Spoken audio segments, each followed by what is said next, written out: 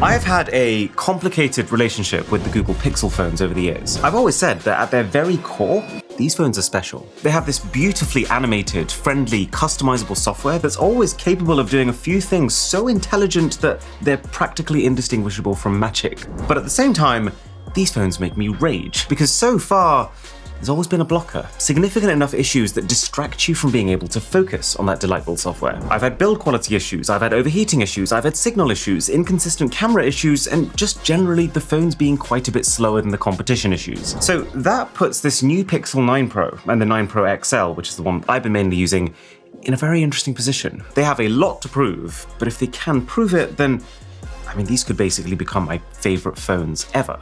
So this is how the Pixel 9 Pro and the Pro XL come presented. It's a pretty box, but sadly it's also a pretty empty box. You get the phone, you get a cable, and there's a SIM ejector somewhere in here.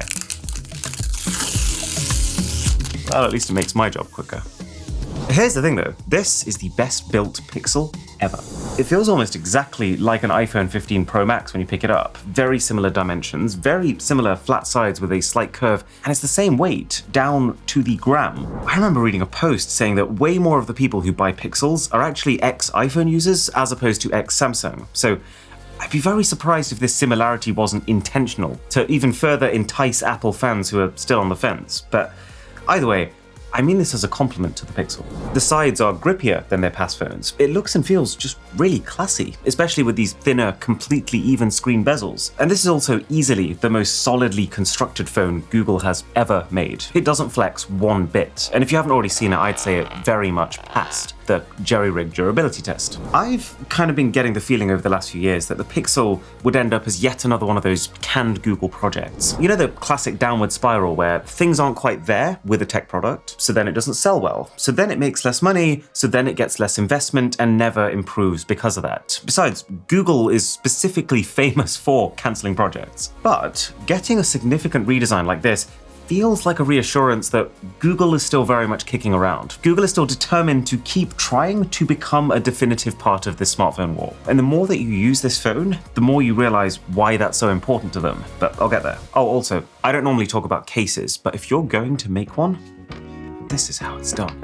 This thing is addictively soft. It shows up no fingerprints, no light scratches. It gently swoops around the camera module, giving you this soft lip to rest your fingers against. There's nice felt on the inside, a metal logo and metal buttons, which actually match the remaining visible part of the phone. And the sprinkle on top is that the fit is perfect. Every single cutout is exactly centralized, which, well, you'd be surprised how often that doesn't happen.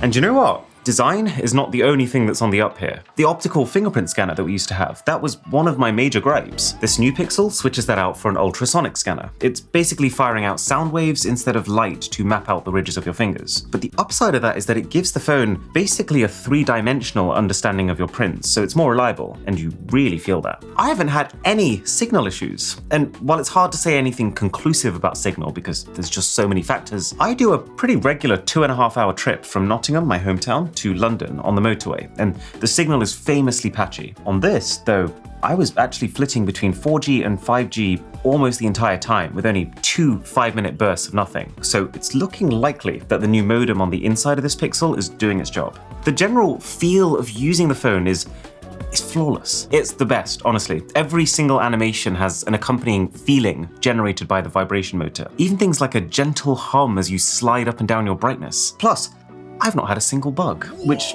low bar I realize, but that automatically makes this the most stable Pixel launch in history. The battery is not charged, so it's on 8% right now. Let's just plug it into our shiny new Anker Prime power station. But yeah, the battery life on these Pros is enough. I wouldn't call it sparkling. I'm talking 6.5 hours of screen on time on the smaller Pro and 7 on the XL, which is less than my Samsung, but enough for almost anyone. And it feels like Google's gained control of their overheating problem. I mean, the solution wasn't rocket science. They just finally caught up and put a vapor chamber in the phone, like their competitors have been doing for ages. That has a lot of knock-on effects. It means that the screen, which is bright and pretty delicious, by the way. Doesn't dim minutes after I take it out on a hot day. The camera seems to record continuously without stuttering, and games don't dramatically slow down with persistent play. In fact, I did whip out the good old 3D Mark extreme stress test to put some numbers to this feeling, and found that while the Galaxy S24 Ultra had 57% stability, meaning that by the end of this 30-minute or so stress test, it was only running at 57% of the performance it started with, the Pixel retained 71.7. Now that's not the full story, because while the Pixel's stability score is higher, its performance to start with is so much lower that even with more stability, there isn't a single point in this test where it's better than the S24 Ultra. Every year, performance has been a classic Pixel weakness that every year Google seems to keep addressing by just slapping that AI band-aid on top. And this new phone isn't completely free of that curse either. The new Tensor G4 chip that you find inside of the Pixel 9 Pros, it is still noticeably less fast than the chip inside the best from Samsung, Apple, OnePlus. All of those companies' top-end phones make basically every action instant, whereas the Pixel still feels like it enjoys its thinking time. You know, little things like it taking just a split second for the full resolution image to load when you zoom into it. And the phone's storage speed might have something to do with that too. I ran multiple tests and the Pixel comes out as significantly slower in terms of sequential read and write speeds than Samsung, which would explain why it takes longer to load things. And I'm just going to be brutally honest, this disparity felt like an acceptable compromise when Google was charging $900 for a Pro Pixel. But now we're at $1,100? It needs to get on that level. That said, in a way it's actually better than I thought it would be. I was expecting gaming, for example, to be a flop, but this is Zenless Zone Zero. This is as difficult as mobile games get to run, and I've played this for an hour at a time on absolutely maxed out settings with no issues, apart from some slightly toasty side rails. And also, this chip, combined with now 16 gigabytes of RAM by default, seems to drastically speed up AI tasks. I'm talking like 50% faster than they used to be, which was much needed. One of the key things that got to me with last year's Pixel 8s was how stark the difference was between how easy and instant Google made AI photo editing look at their launch event versus the fiddly reality of it on the phones, made many times worse by the 5 to 10 second loading time in between every single action. And so the fact that this stuff is so much faster here, it already starts to alleviate my blood pressure. As for all the new AI stuff they announced, I'd say most of it feels a little half-baked, which is a phrase I think I've used to describe every single AI phone this year. But there are three things I absolutely love. The thing that they spent most of the time talking about was this one called Add Me, where if you want to take a group shot, but you don't want to ask someone to take the photo, you can separately take each person's shot and Google software can merge them together into one. And while I would say that is very impressive from a technical perspective, I just don't think I'd ever use it. I've never really had a situation where I've wanted to take a group shot and I haven't been able to find someone to take that shot. And if you can find someone, then that still feels like the better option to me. Because that way you don't have to do this little fiddle, you don't have to take two separate shots, you don't have the risk that it doesn't quite turn out the way you expected, which, as we all know, there is a very decent chance of with any AI feature. And also, you know, it's just that your end result then is a photo of a real moment, which maybe I'm old-fashioned, but I still think that counts for something. There's a whole new app now for image generation called Pixel Studio. But to be honest, while it can generate some pretty quick, nice-looking images from scratch based on a prompt, it's nothing new or better than what's out there. It needs Wi-Fi, even though it's supposedly running on-device. And when you want to use it to mess with photos you've already taken, it's extremely limited and fiddly, with the selection tool being practically dysfunctional. And like, what on earth is this? Why are the two key options for your next generation AI photo editing app to add a caption or add a sticker? This would have been cool if we were still living in the year 2000. The phone's assistant is in a slightly weird place. Basically, this phone's default assistant is Gemini. Gemini is more heavily AI powered, it's way smarter, but it also seems to have a lot of limitations with how it can interact with your apps, and also doesn't do some of the more basic things that Google Assistant used to do. So it feels like we're at this pretty clumsy middle phase where you get both, and you can switch between them depending on the feature set you want, which makes me feel very much like a beta tester. Oh, but the Magic Editor is starting to get pretty interesting though. I was playing around yesterday with the feature that allows you to zoom out of a photo that's already been taken, and I couldn't believe it. Like, look at this shot. I click the auto framing button, and bam, it's understood that this wooden beam along the top has got to continue. It's understood that there's an extra step here and has estimated what it's likely to look like. It's understood that the trees are thinning around here, so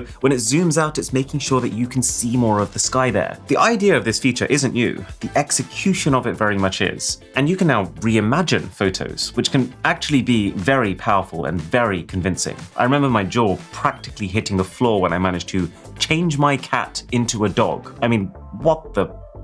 Google. The only thing I would say is it's a real hit to the feature's usefulness that you can't use it on shots of people. There's a new Pixel Screenshots app, which also falls into the category of pretty good. I actually think it's great that there's a separate app to manage screenshots, because the reasons that I want to find screenshots are always very different to the reasons that I might want to browse my gallery. And while what the app does is not distinctly different to what most phones can already do by allowing you to search for things within your screenshots, it is one layer more intelligent, because your phone can not just look at the specific info in the screenshot, but also use AI to take one step back and understand what the screenshot is, meaning you're way more likely to be able to find it based on a vaguer description. The first thing that I absolutely love, though, is Gemini Live.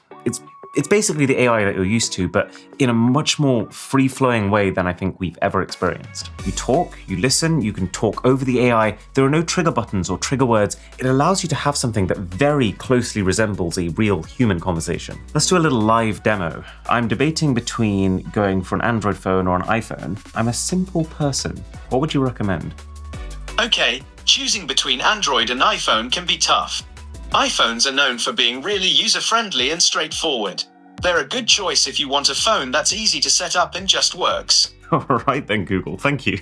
But what I also like about it is that when you want it to stop talking, you don't need to say anything or do anything. You just say what you want to say, and it will slowly reduce its own volume and listen. And I actually think that makes it a really powerful tool, because it becomes like a live bouncing board. Like, I was chatting to it last night. I said, I'm going to have some people over. What could I do for dinner that's a bit different? It said, why don't you theme it? I was like, great idea. We chatted for another 3 to 4 minutes, and by the end of it, I had a complete menu plan for my Pokemon-themed dinner, including the salad I would use to represent grass types and the spicy curry I'd use to represent fire types. Now, as for the other 2 AI features that I think are amazing, they're both within the camera. So, let's talk cameras. The rear set of cameras have almost identical hardware to last year's phone. So that's a 50 megapixel main, 48 megapixel ultrawide, and then a 48 megapixel 5x optical zoom. And so it's probably not shocking news to learn that the base quality of photos feels not that different from last year. So that means good color reproduction, a very strong ability to handle high dynamic range scenarios and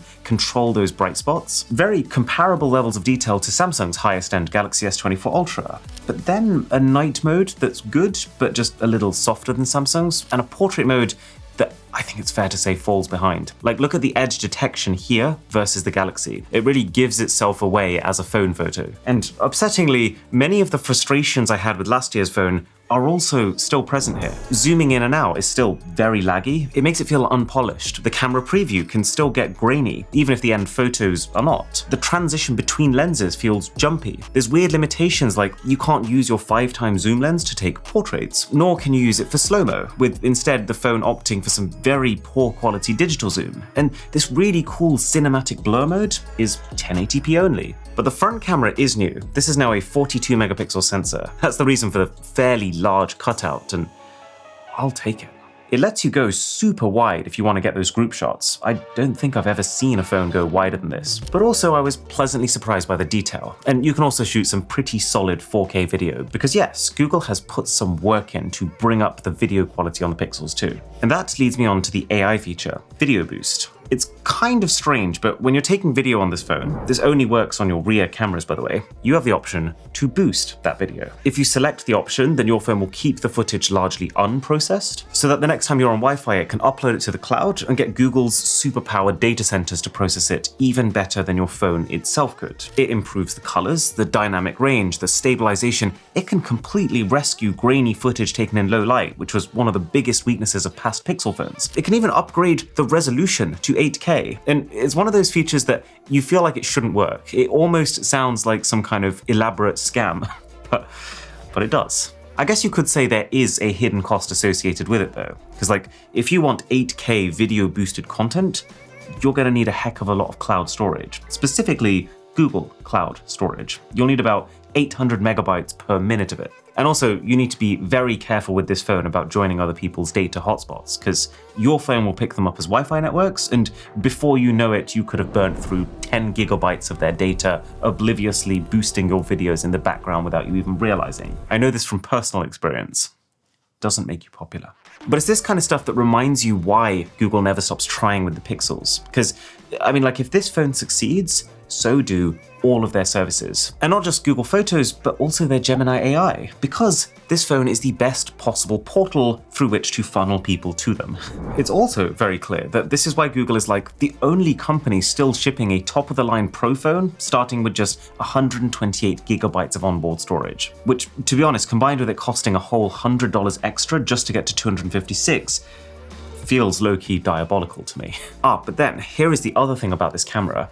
The zoom. See, the baked-in super res zoom feature that Pixels have is already good. Like when you zoom in 30 times and you take the shot, a surprising amount of improvement is made after that capture, to the point where I would say the Pixels long-range zoom shots are already 95% as good as those on Samsung's S24 Ultra, and that's one of that phone's key selling points. But then, add in the new Zoom Enhance AI feature on top of that, and Samsung gets absolutely murdered. Now, this obviously does open a can of worms, because what Google is doing here is inventing detail. It's not completely consistent, and it's perfectly possible that this texture it's creating isn't completely real. So is it actually the better zoom camera? I guess that's up to you. But which image would I rather have? That's pretty clear. It's the Google. The final thing I would add about cameras is the very underrated panorama mode. This is the best phone for taking panoramas. It makes them really easy to take, they're super detailed, and each photo is stitched together extremely seamlessly. Okay, so is this phone good? Yes, it is. The Pixel 9 Pro either improves upon or completely fixes about 70% of my issues with past Pixels. Everything from cameras to performance to AI. It does that with classic Google perks like this joyous software and 7 years of Android updates, with then extras that I didn't even know I wanted, like this big redesign, or, well, actually, forget the redesign. Look at this case. I really like this thing. The key cons are just, well, you're basically paying $1,200 for the XL model because no one wants a flagship phone with just 128 gigabytes of storage, and it's still not as fast as the competition. Okay, it's been an hour and the phone is on 67% while I've been using it the whole time. And you want to know why? It's because of the new Anker Prime charging station. The company is sponsoring this video, but that doesn't change the fact that this is the new gold standard for a setup. It's got a total output of 250 watts, so one cable into here, and this thing can happily charge your laptop, 3 phones, and 2 other gadgets all at full speed. Plus, it's got a 2.26-inch LCD interactive charging display, which gives you immediate updates on charging status and speed. But there is more. There's a new Fusion power bank, which is so cool because this is basically a full-on wall charger. And then as soon as you want to go somewhere, you automatically have a fully charged 9,600 milliamp hour battery pack. Not to mention the docking station, which is this absolutely ridiculous 14-in-1 charging and data transfer solution. You can turn a desk like this into a desk like this with one of these. This stuff right here is, no exaggeration, currently the top contenders for what we're going to be kitting out our next-gen studio with. So check out the full Anker Prime lineup in the link below.